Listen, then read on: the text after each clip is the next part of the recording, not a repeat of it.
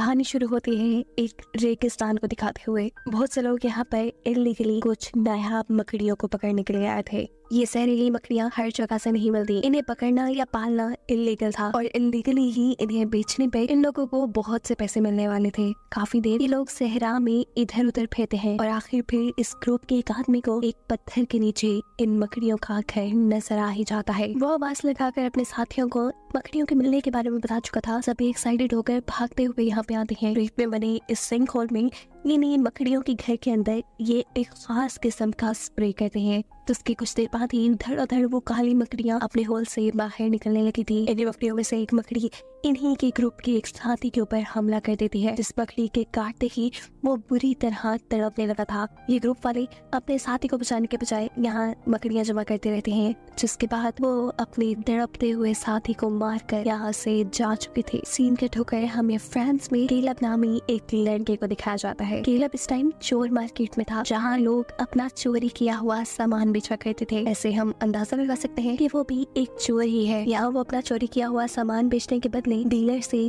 कुछ कीमती ज्वेलरी खरीदने की बात कहता है। ज्वेलरी खरीदने के बाद केलब को इसी शॉप पे वो स्पाइडर भी नजर आ जाती है, जिसे पिछले सीन में उन आदमियों ने सेहरा से पकड़ा था। केलब जिससे कीड़े पकौड़े पालने में बहुत इंटरेस्ट था, वो इस मकड़ी को देखते ही समझ आता है कि ये जरूर बहुत नायाब है, इसीलिए वो इस मकड़ी को भी खरीद चुका था। ये सब खरीदने के बाद केलब अब अपनी बिल्डिंग में आ चुका था। उसका फ्लैट काफी ज्यादा खराब हालत में था, जिसे उसकी बहन ठीक कर रही थी। हमें पता चलता है कि कुछ ही टाइम पहले केलब की मोम की डेथ हो चुकी है, जिसके बाद से वो और उसकी सिस्टर यहाँ अकेली रहती है। केलब अपना सामान अपने रूम में रखने के बाद नीचे स्टोर में आ जाता है, जहाँ उसने बहुत से शूज रखे थे। वो यहाँ जूते ही चेक कर रहा था, कितने में उसका फ्रेंड एक साइकिल चुरा कर ले आता है। केलब खुद भी एक चोर था, लेकिन वो अपने दोस्त की स्टोरी पे बहुत गुस्सा हुआ, क्योंकि उन्होंने डिसाइड कर लिया था कि अब से वो कोई गलत काम नहीं करेंगे। वो सब चोरी चकारी छोड़कर अपना बिजनेस करेंगे और ईमानदारी से पैसा कमाएंगे। अभी भी उसे काफी सारे जूतों के ऑर्डर मिले थे। वो अपने ऑर्डर ही कलेक्ट कर रहा था कि तब वो दिखता है कि एक कस्टमर का शू बॉक्स खराब हो गया है। खराब शू बॉक्स के अंदर तो ऑर्डर नहीं दे सकता था, इसीलिए वो घर से एक नया शू बॉक्स लेने जाता है। घर आते ही वो देखता है कि उसके रूम की इलेक्ट्रिसिटी बंद, और ये देख उसका दिमाग खराब हो जाता है। रूम की लाइट्स बंद करना समझो एक बहुत बड़ा जुर्म था, क्योंकि वहाँ उसने बहुत से इंसेक्ट्स यानी कीड़े मकोड़े पाले थे जो बिना लाइट के कम टेम्परेचर में मर जाते। केलब अपने सिस्टर से कहता है, यार तुम ये सब क्यों करती हो, क्या जरूरत थी मेरी रूम की लाइट बंद करने की। जवाब में वो कहती है, तुम्हें पता है इलेक्ट्रिसिटी बिल्स कितने आ रही है, सारी लाइट्स तुम्हारे कमरे में ऑन रहती है, बिल्स कौन देगा, कहाँ से पैसे आएंगे, कुछ सोचा है तुमने? वैसे भी ये कीड़े मकोड़े हमें कुछ नहीं देने वाले। जवाब में वो अपनी बहन से कहता है, यार सोचा था मैंने अपने जूतों का बिजनेस स्टार्ट किया है, वहाँ से पैसे आएंगे, हम सब मैनेज कर लेंगे। लेकिन उसकी बहन को उसकी बातों पे कोई एतबार नहीं था। केलब अब अपने रूम की लाइट ऑफ करता है और अपने सभी इंसेक्ट्स को चेक करता है। वो यहाँ अपनी नई लाई हुई मकड़ी को भी एडजस्ट करने की कोशिश करता है, लेकिन उसके लिए यहाँ कोई खास जगह नहीं थी, इसलिए अब जो टूटा शू बॉक्स उसके हाथ में था, केलब उसी के अंदर उस मकड़ी को रख चुका था। ये सब करने के बाद वो चला जाता है अपनी मोम की फ्रेंड की पार्टी में। अपनी मोम के पढ़ने के बाद वो इन्हें अपनी मोम ही समझता था। ये लेडी भी केलब से बहुत प्यार करती थी, और आज जो केलब ने इयररिंग्स खरीदे थे वो भी इन्हीं के लिए थे। वो केलब से कहते हैं, तुम सुधर रहे हो, अच्छी बात है, अगर तुम्हारी मोम आज जिंदा होती तो वो बहुत खुश होती। खैर ये लोग अब मस्ती करते हैं, डांस करते हैं, और रात में केलब वापस घर आ जाता है। अब जैसे ही वो स्पाइडर उस मकड़ी को देखने के लिए शू बॉक्स खोलता है, तो मकड़ी उसमें थी ही नहीं। उसे लगा कि वो मकड़ी भाग गई होगी, और ये सोचकर उसे दुख भी हुआ, क्योंकि उसने काफी ज्यादा पैसे देकर वो मकड़ी खरीदी थी, और इससे भी बड़ी बात कि वो बहुत ही नया, बहुत ही रेयर थी। खैर अब वो इसी बॉक्स में रखे हुए शूज को उठाकर नया बॉक्स में पैक करता है और अपने कस्टमर को ऑर्डर डिलीवर करने के लिए बिल्डिंग के नीचे आ जाता है। यह ऑर्डर उसे की बिल्डिंग में रहने वाले एक आदमी ने दिया था। केलब को ये जूते कस्टमर को देते हुए इस बिल्डिंग का ऑनर देख लेता है। वो हमेशा से ही केलब पे शक किया करता था कि जैसे वो इलीगल काम करता हो, इसीलिए उसका ज्यादा टाइम केलब पर नजर रखते हुए गुजरता था। लड़का शूज लेकर अपने घर आ जाता है, और जैसे ही उन्हें ट्राई करने के लिए पहनता है, तो उसे शूज के अंदर कोई अजीबो गरीब चीज फील हुई। उसके अंदर बहुत बड़ी सी स्पाइडर थी। शुक्र था कि उस स्पाइडर ने उसे काटा नहीं। असल में केलब ने तो अपनी तरफ से स्पाइडर शू बॉक्स में रख दी थी, लेकिन वो स्पाइडर इस शूज के अंदर चली गई थी। जो शूज दूसरे बॉक्स में रखकर केलब इन्हें दे चुका था। यह आदमी अब जैसे ही शू को झाड़ता है, तो उसमें से एक के बाद एक बहुत सारी स्पाइडर्स निकलती है। यानी स्पाइडर ने शूज के के अंदर अपने बच्चे भी दे दिए थे। ये सारी स्पाइडर्स इस आदमी को काट लेती हैं। इस आदमी का जिस्म अचानक से सुन्न हो जाता है। वो अपने आप को बचाने के लिए भी कुछ नहीं कर पाया था और कुछ ही देर में उसकी मौत हो गई थी। घर पे अभी तक केलब बहुत ज्यादा परेशान था। केलब की सिस्टर और उसके फ्रेंड्स जो इस घर को सेट कर रहे थे, जब वो उसकी परेशानी पूछते हैं तो केलब यहाँ साफ साफ उन्हें बता देता है कि वो एक जहरीली स्पाइडर यहाँ लेकर आया था जो गलती से उससे गुम हो गई है और अगर वो स्पाइडर किसी को भी काट गई तो उसकी मौत हो सकती है। अभी ये लोग बातें कर रहे थे कि तभी ये नोटिस करते हैं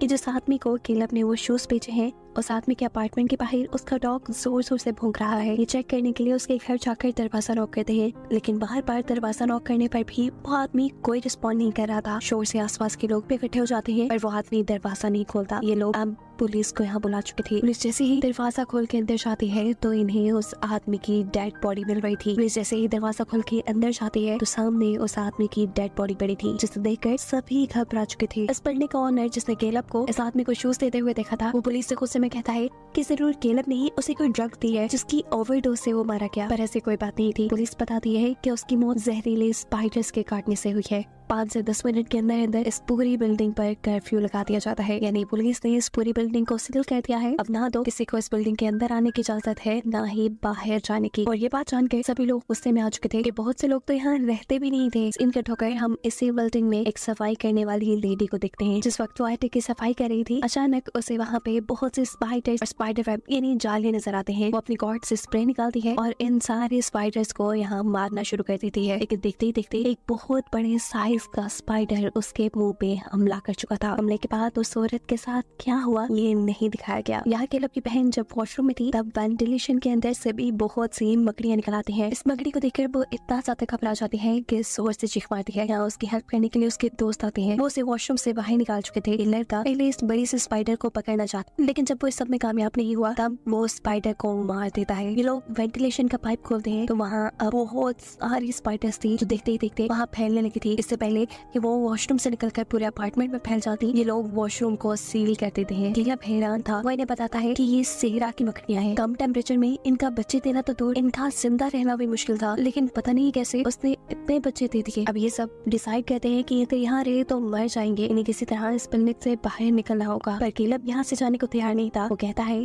कि ये बहुत बड़ा खतरा है, हमें यहाँ रहकर यहाँ के लोगों को इस खतरे से अवेयर करना चाहिए ताकि वो लोग भी अपनी जान बचा सके। लेकिन ये लोग केलब की बात नहीं सुनते और आधे से ज्यादा लोग इस बिल्डिंग से बाहर निकलने की कोशिशों में लग जाते हैं। लेकिन बिल्डिंग पे तो कर्फ्यू लगा था। यहाँ केलब और उसका वो दोस्त जिन्होंने इस बिल्डिंग में ही स्टे करने का फैसला किया था, वो पूरी बिल्डिंग का विजिट करके चेक करते हैं और दर्दनाक हकीकत इन्हें ये पता चलती है कि वो स्पाइडर्स बहुत बड़ी तादाद में पूरी बिल्डिंग में फैल चुके थे और उन्होंने ही बिल्डिंग में रहने वाले काफी सारे लोगों को भी मार डाला था। दोनों ही घबरा कर अपने अपार्टमेंट में वापस आ जाते हैं। यहाँ आकर वो देखते हैं कि इनका ग्रुप भी वापस आ चुका था क्योंकि उन सभी को इस बिल्डिंग से बाहर जाने का कोई रास्ता नहीं मिला। वो लोग इस अपार्टमेंट में ही थे कि तभी इस बिल्डिंग का ऑनर यहाँ जाता है क्योंकि उसे लग रहा था कि सबके पीछे केलब है। ये लोग दरवाजा खोलते हैं तो वो आदमी आयरन रॉड लेकर केलब और उसके दोस्त के ऊपर हमला कर देता है।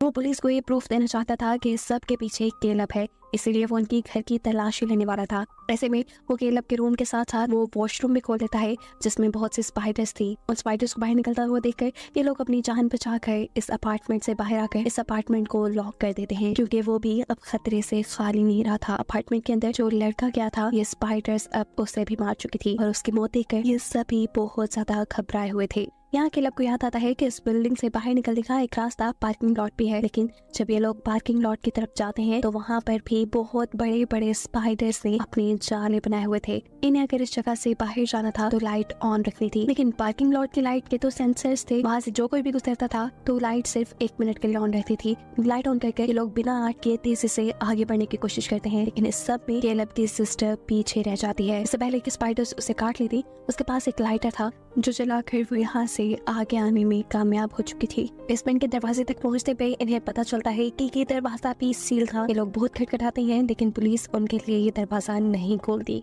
कुछ देर बाद वहाँ पे पुलिस के जरिए जहरीली गैस छोड़ी जाती है जिसका मकसद था इस बिल्डिंग में मौजूद हर जिंदा चीज, चाहे वो इंसान है, मकड़ियाँ या कोई भी जिंदा चीज, उन सभी चीजों को मार देना। स्प्रे को देखते हुए केलब अपने 2 साथियों के साथ जाकर एक कमरे में छुप जाता है क्योंकि इनका चौथा साथी भी यहाँ मारा गया था। काफी टाइम ये लोग यही वहीं गुजारते हैं और फिर पुलिस की तरफ से ये दरवाजा खोला जाता है। पुलिस को लग रहा था कि अब यहाँ कोई भी जिंदा चीज नहीं बची होगी, लेकिन जैसे ही वो अंदर आकर केलब और उसके साथियों को दिखते हैं तो उन्हें अरेस्ट कर लिया जाता है। पुलिस वाले इन्हें जल्द ही मार देते। यहाँ पुलिस बिल्डिंग में से एक और आदमी को भी पकड़ कर लेकर आती है जो इस वक्त इन्फेक्टेड भी हो चुका था। केलब यहाँ पुलिस वालों से लड़ने लग जाता है कि हमें बचाने के बजाय हमें मारने की कोशिश की जा रही है। ये कौन सा इंसाफ है? जिस पर पुलिस इंस्पेक्टर सबको बताते हैं कि ये मकड़ियाँ बहुत जहरीली हैं। इन्होंने जिन इंसानों को भी काटा है वो भी इन्फेक्टेड हो चुके हैं और अगर ये इन्फेक्शन यहाँ से बाहर निकल गई तो पूरा का पूरा मुल्क इससे खतरे में पड़ जाएगा और हम ऐसा होने नहीं दे सकते। अब कुछ ही देर में केलब उसकी सिस्टर और उसकी फ्रेंड को भी मार दिया जाता, लेकिन तभी वो आदमी जो यहाँ पे जख्मी था वो इन सबको बताता है कि इनके पिछले रूम में बहुत सी स्पाइडर्स अभी भी जिंदा है। वो उन लोगों से कहता है कि तुम लोग इन्फेक्टेड नहीं हो, तुम लोग अपनी जान बचाकर यहाँ से बाहर जा सकते हो और ऐसे दुनिया को भी कोई खतरा नहीं होगा। वो उनकी मदद करने को यहाँ इसलिए तैयार था क्योंकि वो खुद मरने वाला था। यहाँ वो पुलिस को चकमा देते हुए वो दरवाजा खोल देता है जिसके अंदर बहुत सी मकड़ियाँ थी। इनका साइज इतना बड़ा था जैसे एक डॉग का साइज। इनके बाहर निकलते ही पुलिस और सोल्जर्स सभी इनके ऊपर गोलियां चलाना शुरू कर देते हैं। कोई इनके ऊपर जहरीला स्प्रे कर रहा था तो कोई इन्हें मार रहा था। जिस वक्त पुलिस वाले इनको मारने में बिजी थे, केलब उसकी बहन और उसकी फ्रेंड यहाँ से निकलने में कामयाब हो जाते हैं। बाहर बहुत सी वैन्स खड़ी थी जिसमें से एक वैन में ये लोग बैठ चुके थे। हालांकि उनकी इस वैन के आगे भी एक स्पाइडर आ जाता है, लेकिन ये उसे कुचलते हुए आगे बढ़ जाते हैं। जिसके बाद अब सीन कट होता है और हमें कुछ अरसे बाद का सीन दिखाया जा रहा है। पता चला है कि केलब, उसकी सिस्टर और उसकी फ्रेंड वहाँ से जिंदा बचने में कामयाब हो गए थे, लेकिन अब आज गवर्नमेंट उनकी उस बिल्डिंग को तबाह कर रही थी जहाँ उन्होंने पूरा बचपन गुजारा था। हम देखते हैं कि केलब के पास अभी भी सीक्रेटली एक स्पाइडर मौजूद है जिसे उसने सबसे छुपा कर बहुत ही ख्याल से रखा हुआ था और इसको ही दिखाते हुए कहानी यहाँ खत्म हो जाती है।